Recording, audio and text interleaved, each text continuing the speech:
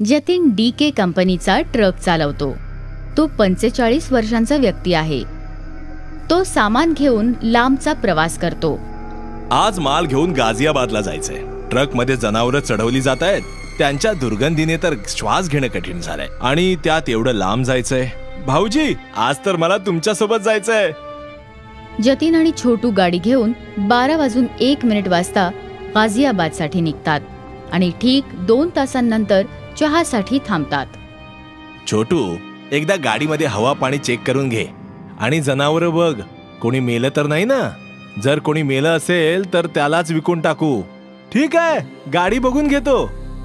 छोटू गाडीला चारही बाजूनी चेक करून घेतो. तो तेव्हा ट्रकच्या आत बघतो तर त्यात एक माणूस झोपलेला दिसून येतो. त्याला पाहून छोटू म्हणतो, कोण आहेस तू आणि न विचारता गाडीत कसा बसलास? पण त्याला काही उत्तर मिळत नाही. काय झालं छोटू, कोणाशी बोलतोयस? तोही पाठी जाऊन बघून बोलतो, कोण आहेस तू, कुठे जायचं आहे? मृत शरीर डोक्यापासून पायापर्यंत कपड्यांनी झाकलेलं होतं. ते सारखं विचारत होतं. तेव्हा वजनदार मोठा आवाज आला, मी आजारी आहे. मला जिथे उतरायचं असेल मी तुम्हाला सांगेन. चल झोपू दे, आजारी आहे बिचारा. तो ट्रक चालू करून निघू लागतो. रात्री ठीक 10:11 ढाब्यावर जेवायला गाडी थांबवतो. मला तर खूप भूक लागलीये. त्या माणसालाही विचारतो, काय खायचंय का बिचाऱ्याला, आजारी आहे.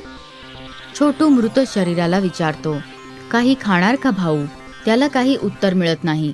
दोघे जेवून आराम करतात आणि रात्री 2 वाजण्याच्या आसपास ट्रक घेऊन निघून जातात.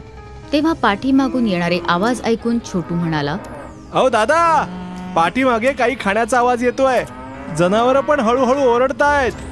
काही नाही बेटा, जनावरं आपापसात भांडत असतील म्हणून आवाज येतोय. हाडं तुटण्याची व जोरजोरात मांस खाण्याचा आवाज यायला लागतो. त्यामुळे जनावरं दुखण्यामुळे ओरडत असतात. छोटू केबिनच्या खिडकीतून बघतो. त्याला विचित्र आकाराचा माणूस दिसतो, ज्याचं अर्ध शरीर हाडांचं व अर्ध शरीर मांसाचे गोळे लटकलेलं दिसतं. हे पाहून छोटू प्रचंड घाबरतो. काय झालं बेटा, तू इतका घाबरलेला का आहेस? तुला तर घाम येतोय. आत असं आहे तरी काय?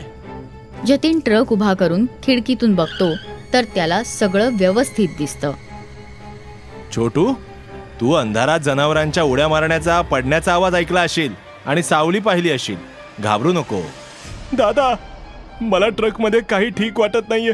जनावरं फार विचित्र आवाजात ओरडतायत, जणू काही ती घाबरली आहेत.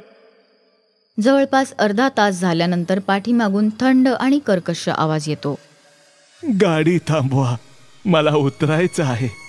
थोडा वेळ थांब, वस्तीच्या जवळ गेल्यावर थांबवतो, नाहीतर तुला पायी लांबपर्यंत चालावं लागेल. बोललो ना, आता गाडी थांबवा. इतक्यात खिडकीतून हाडांचा हात येऊन छोटूचा गळा पकडतो. छोटू हालचाल करायला लागतो. आता थांबवा प्लीज, मला सोडा.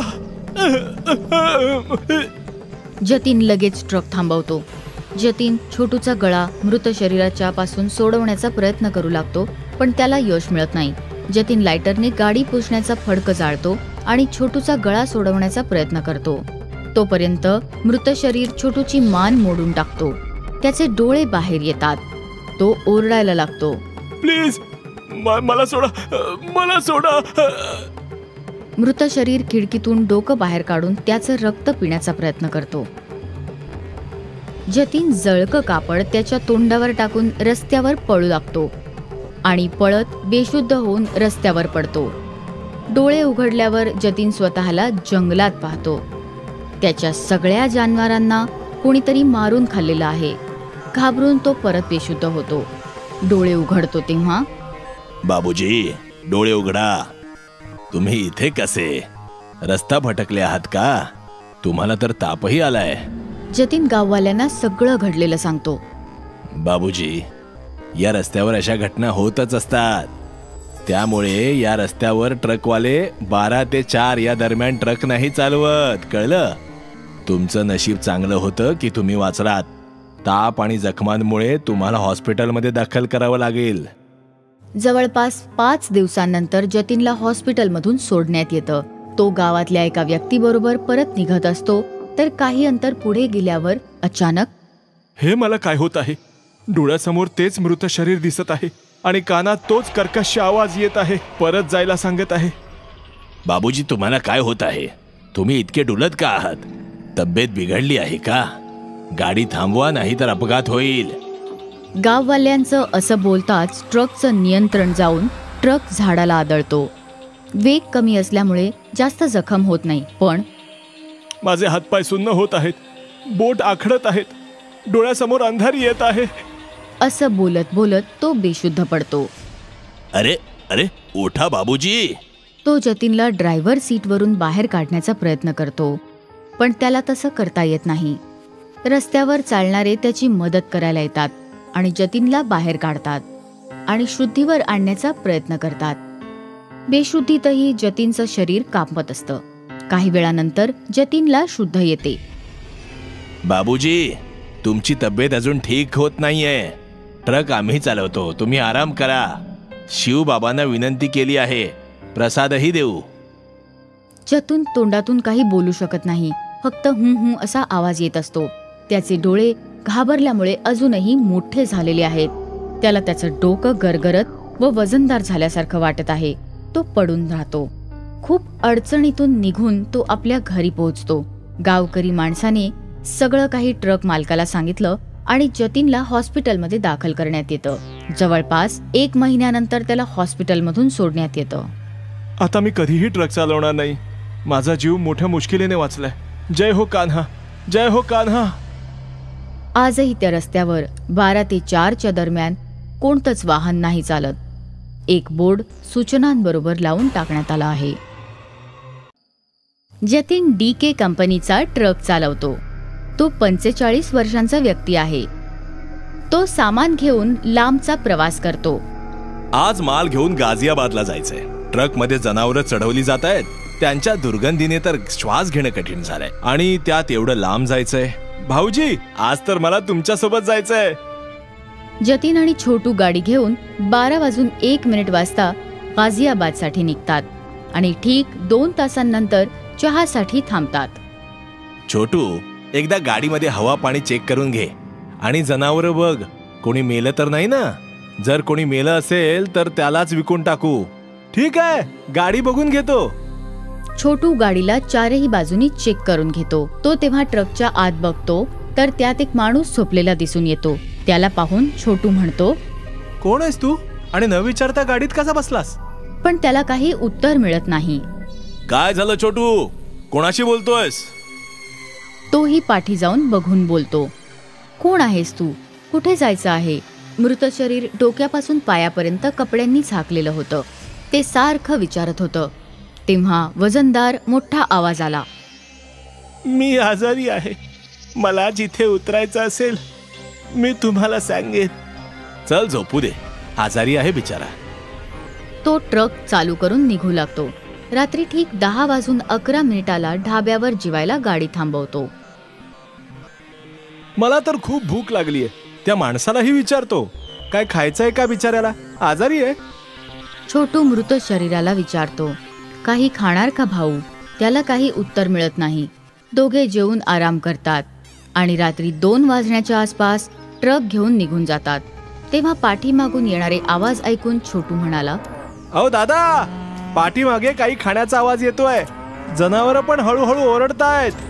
काय नाही बेटा, जनावरं आपापसात भांडत असतील म्हणून आवाज येतोय.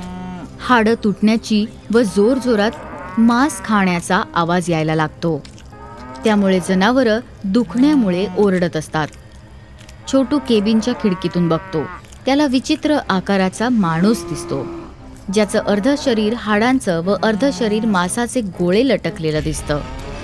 हे पाहून छोटू प्रचंड घाबरतो. काय झालं बेटा? तू इतका घाबरलेला का आहेस?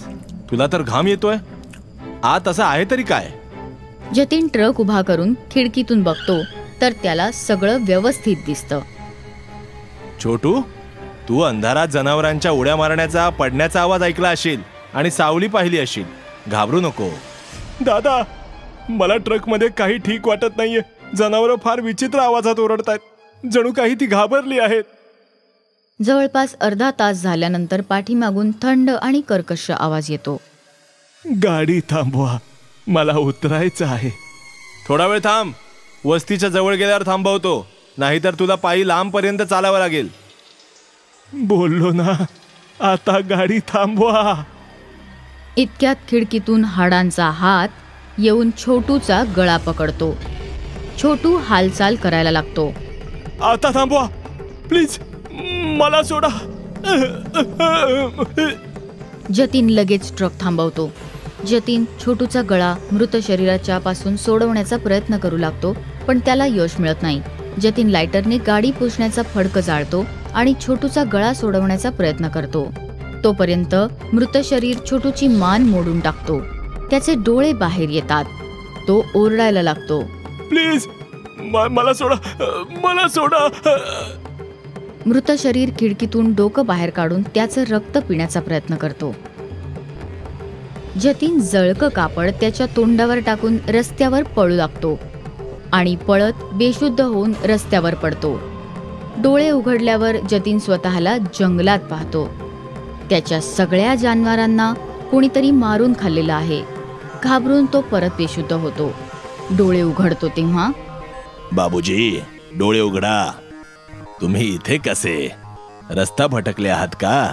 तुम्हाला तर तापही आलाय. जतीन गाववाल्यांना सगळं घडलेलं सांगतो. बाबूजी, या रस्त्यावर अशा घटना होतच असतात. त्यामुळे या रस्त्यावर ट्रकवाले 12 ते 4 या दरम्यान ट्रक नाही चालवत, कळलं? तुमचं नशीब चांगलं होतं की तुम्ही वाचलात. ताप आणि जखमांमुळे तुम्हाला हॉस्पिटलमध्ये दाखल करावं लागेल. जवळपास 5 दिवसांनंतर जतीनला हॉस्पिटलमधून सोडण्यात येतं. तो गावातल्या एका व्यक्तीबरोबर परत निघत असतो, तर काही अंतर पुढे गेल्यावर अचानक, हे मला काय होत आहे? डोळ्यासमोर तेच मृत शरीर दिसत आहे आणि कानात तोच कर्कश आवाज येत आहे. परत जायला सांगत आहे. बाबूजी, तुम्हाला काय होत आहे? तुम्ही इतके डुलत का आहात? तब्येत बिघडली आहे का? गाडी थांबवा, नाही तर अपघात होईल. गाववाल्यांचं असं बोलताच ट्रकचं नियंत्रण जाऊन ट्रक झाडाला आदळतो. वेग कमी असल्यामुळे जास्त जखम होत नाही, पण माझे हातपाय सुन्न होत आहेत, बोट आखडत आहेत, डोळ्यासमोर अंधार येत आहे. असं बोलत बोलत तो बेशुद्ध पडतो. अरे अरे, उठा बाबूजी. तो जतीनला ड्रायव्हर सीटवरून बाहेर काढण्याचा प्रयत्न करतो, पण त्याला तसं करता येत नाही. रस्त्यावर चालणारे त्याची मदत करायला येतात आणि जतीनला बाहेर काढतात आणि शुद्धीवर आणण्याचा प्रयत्न करतात. बेशुद्धीतही जतीनचं शरीर कापत असतं. काही वेळानंतर जतीनला शुद्ध येते. बाबूजी, तुमची तब्येत अजून ठीक होत नाहीये. ट्रक आम्ही चालवतो, तुम्ही आराम करा. शिवबाबांना विनंती केली आहे, प्रसादही देऊ. जतीन तोंडातून काही बोलू शकत नाही. फक्त हुं हुं असा आवाज येत असतो.